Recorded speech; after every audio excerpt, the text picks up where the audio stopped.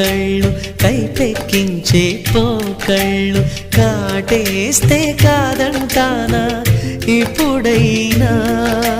వయసేమైనా సొగసేమైనా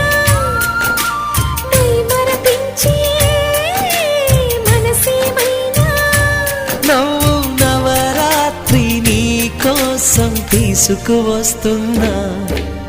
మైనా ఏమైనావే మన్మథ మాసం అయినా ఎంతైనా ఇది మెత్తని మోసం